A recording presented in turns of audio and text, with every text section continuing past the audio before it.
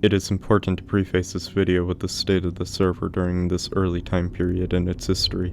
There were only about 10 to 15 active players in the community, with about 0 to 5 players being on at any given time. The economy was very small because there weren't any dupes yet, so losing gear in battle was actually a setback, and god apples were too scarce to be used regularly. Since the community knew each other well and barely any new players joined the server, places like Nevergreen that were located only 1,000 blocks from spawn could survive.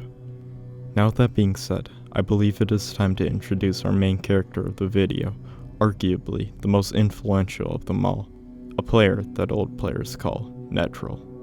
Now Nedril likes to change his Minecraft username on all of his alts, so it can be confusing for new players to keep track of his name, so I'm just going to post links to all of his alts name MCs in the description. Nedril was already a bit of a controversial figure in the first few months of the server. He liked to manipulate players into doing his bidding, with the most famous example being his enslavement of new players at Nevergreen. Oh boy, did Nedril get famous on 6a6k for his slavery, gathering scared naked players and forcing them to farm crops or killing them using his superior diamond gear, not because Nedril needed crops, but because controlling other players made him feel powerful.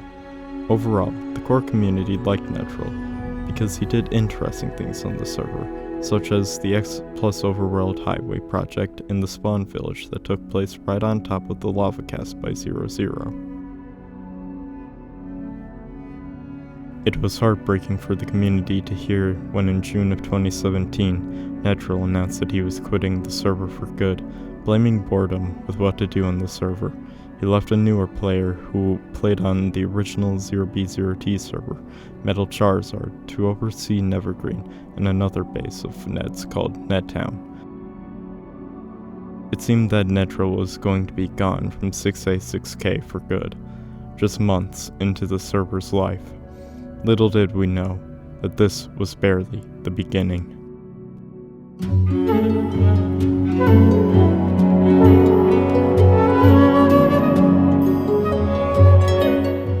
Now we are going to time skip to mid-October to early November, when Metal Charizard had an idea. He invited regular players in the community, Hydro Satanic, Robtron 9000, A Touch of Kiwi, 3 Brothers 3, Jboy 19, 702, and the Forgotten King, to renovate Nevergreen and rebrand it to New Nevergreen, or NNG for short. This was all part of an effort to bring everyone on the server together and actually interact with one another, instead of basing out far away, alone, and inevitably getting bored. These were some of the most fun times these players had in months. Nevergreen was transformed from a simple cobblestone town into a more fleshed out base. Hydro, who was having so much fun, wrote a now infamous book that is said to have inspired the incoming conflict. Basing at NNG naturally made Hydro, Rob, and Kiwi miss Nedril and wish that he could see how they spruced up his beloved slave plantation. So this book was told like a scripture, foreshadowing the return of Nedril and the unity and chaos he would bring. 'Twas said in the beginning, the whispering voice of time. A rider of the end of the server would walk among the mortals. Godlike posture and powerful tools he'll wield, as he has destroyed many worlds, and his name strikes fear in the other realms. It might seem the rider is dead, but don't be fooled. Asleep he is, waiting the moment to return and cause havoc that'll drive mortals off the land of the server. But don't be mistaken, as though as dark as it may sound, his return will be a good thing. A new beginning for the land, a new dawn in the skyland of 6A, 6K. Both the children of 6B and Anarchy will walk together as friends, and the one rider will lead them on. His face is printed in the most ancient of maps. His name is both respected and hated in the current days. But one day 'twill be feared. Day 11367, 6A, 6K, Nevergreen. Mysteriously, a few days after this book was shown to Metal Charizard, he started acting really weird and volatile. First, he invited a few random new players to NNG. The other base members tried to warn Metal Charizard about the risks of doing so, but Metal Charizard didn't listen. The first few didn't bring any issues. He got one guy really mad because of his role-playing, but luckily, nothing came out of this individual. One even designed a banner for NNG. Then Metal Charizard invited one that griefed some of the base, including a memorial gravesite for Nedril himself. It got to a point where Metal Charizard randomly decided to announce he was going to grief NNG himself, with some TNT he had on him. Kiwi was there to record Metal Charizard's rampage as a bystander before finally interrupting him and killing him. The damages were rather tame, but nobody felt like continuing to build at NNG anymore. Distraught about what happened at NNG, Hydro and Rob founded a new community base to try to recreate the magic of basing close to spawn with elite player. Only this base excluded Metal Charizard. It is shortly after that Metal Charizard announced that he was quitting the server and began shouting that something big was about to happen to 6A, 6K. Refusing to say what it is, we all thought it was a desperate bluff for attention. However, just a few days later, Nedril had officially logged on for the first time since he quit in June. The members of the community base immediately invited Nedril to build with them. They did not know until later that Nedril was actually Metal Charizard the entire time, and that this new alt was named after the 0B0T player's exact username that Nedril noticed he changed. It is posthumously believed that Hydra's book was what inspired Nedril to rush himself back into existence to spark chaos on the server.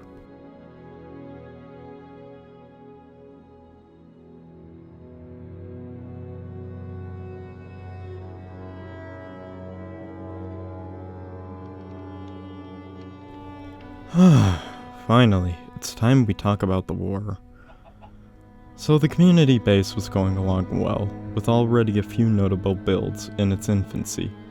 In fact, it was so young that the community base members had not formally created an official name for the base yet.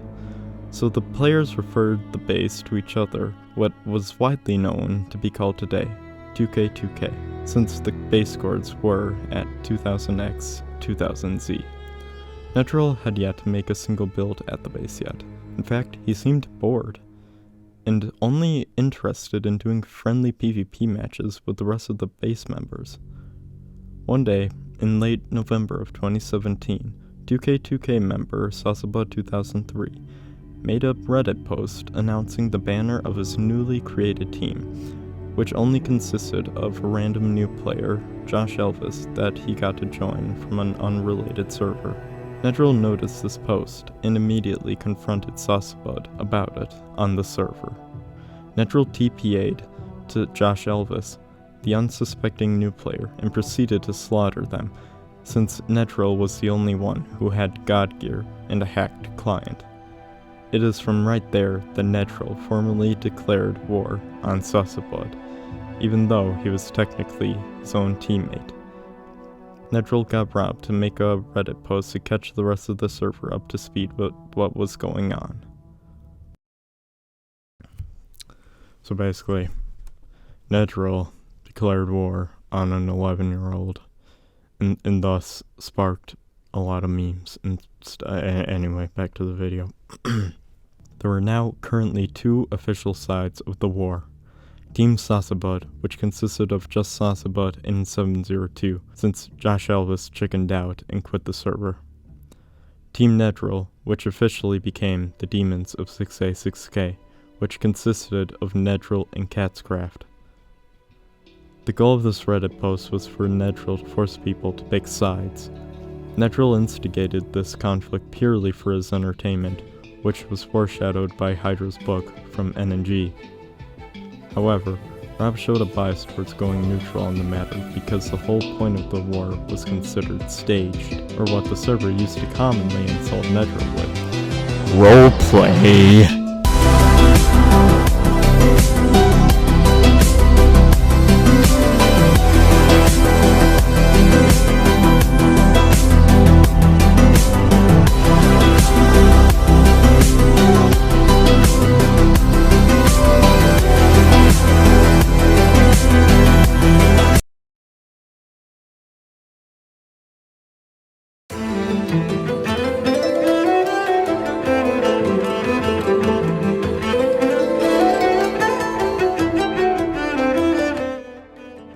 The most ironic part of the war was that the player that the war was allegedly declared on, Sasabud, went silent through practically the entire war.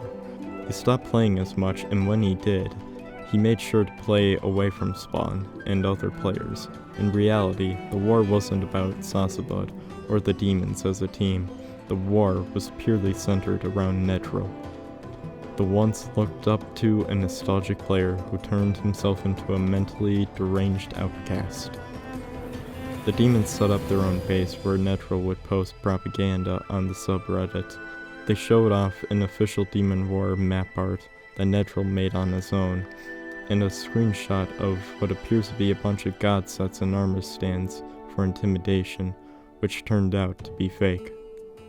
Nedril was not pleased that Rob was not taking any side of the war, since he fundamentally disagreed with participating in any side of a staged conflict. Originally, Nedril said that only members of Team Sasabud and Sasabud sympathizers are killed on sight. However, Nedril changed this rule to include any player who was not on the Demons. Although Rob was the richest player in terms of armor sets, Nedril was the richest player in terms of god apples. Therefore, Rob knew that he would not engage in battle with Nedril until he was able to drum up enough anti-Nedril players to gang up on him, since that was the only way to defeat him with the God Apple lead he already had.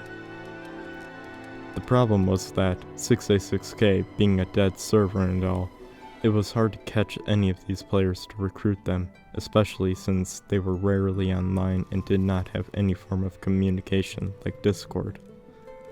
Nedril would pester Rob for weeks about when they were going to fight, but all Rob decided to do was wait to buy more time to form an actual team against Nedril.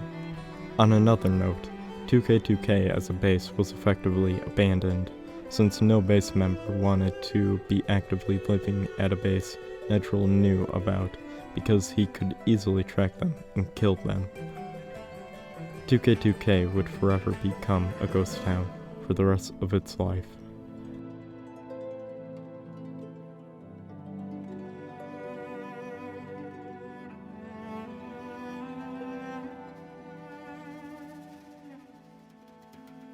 It is around this time that the NNG and 2k2k base members, Hydro Satanic and A Touch of Kiwi, joined the demons, but they planned on betraying Nedril when it was convenient. Catscrap became inactive at this time, so at this point there were only 3 official members of the demons: Nedril, Hydro, and Kiwi. Hydro and Kiwi soon learned that their close friend and basemate, Rob, was attempting to destroy Nedril on his own front. So Hydro, Kiwi, and Rob would coordinate to backstab Nedril together. The original plan was to have Rob formally challenge Nedril to battle to decide the entire war at a designated area, which was decided to be within the Lavacast highway tunnels at spawn. Nedril was going to use 2 crystals he crafted by hand to anticlimatically win the battle by placing obsidian in the tunnels to place crystals on. However, Hydro and Kiwi planned on mining all of the obsidian in advance, and then end up turning on Nedril himself along with Rob and however many recruits he had. But there was an issue: Rob's recruits. Rob was planning on recruiting 702 and a few other not-so-active players such as Janexi and 3 Brothers 3 to help ensure victory, since just Rob, Hydro, and Kiwi against Nedril and his iron grip on his number of gaps seemed too risky. However, there were many scheduling conflicts that delayed this plan because the players he was trying to recruit just weren't logging on, and he didn't have their Discords. Unfortunately, things weren't going to go according to plan, and became more chaotic.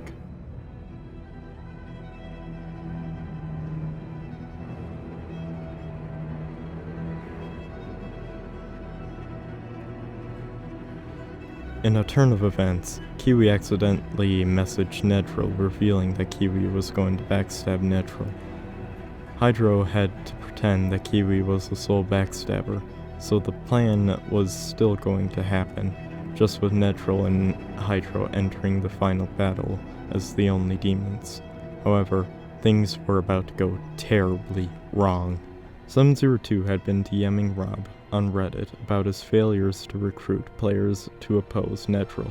Around the same time, 702 made a public Reddit post leaking out of impulsive boredom about how many players were actually publicly on Rob's side, practically 0, bearing Hydro and Kiwi since they were secret agents. On this fateful day, December 11th of 2017, Rob, attempting to message 702 in private DMs, told him that Rob and Kiwi were secretly on his side and that he was not alone. What Rob did not realize was that he accidentally replied to a public comment on 702 on the post where 702 leaked how many players 702 thought Rob actually had, and Nedril was able to see it before it was deleted. Yeah. Whoops. Big whoops. Nedril immediately broke ties with Hydro, calling him a traitor. What happened next on the server was one of the most iconic moments in the history of 6A6K. Up until this point, the public opinions was to preserve NNG because it was a historic landmark. All of the regulars knew where NNG was, and it was only 1,000 blocks from spawn. During the war, Nedril was making some additions to it. However, Rob, Hydro, and Kiwi were fed up with Nedril's constant nagging and bantering about the war that they made the hard decision to grieve Nevergreen. Later the same day that Rob had accidentally made the big leak, Rob, Hydro, Kiwi, and TFK survival alt Subreddit headed over to Nevergreen and started to mine out Nevergreen's slave master house.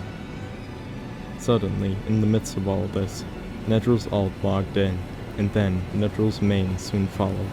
Nedril teleported his battle-ready main account directly to Nevergreen. From Rob, Hydro, Kiwi, and TFK's perspective, this was like Thanos entering Wakanda in Infinity War.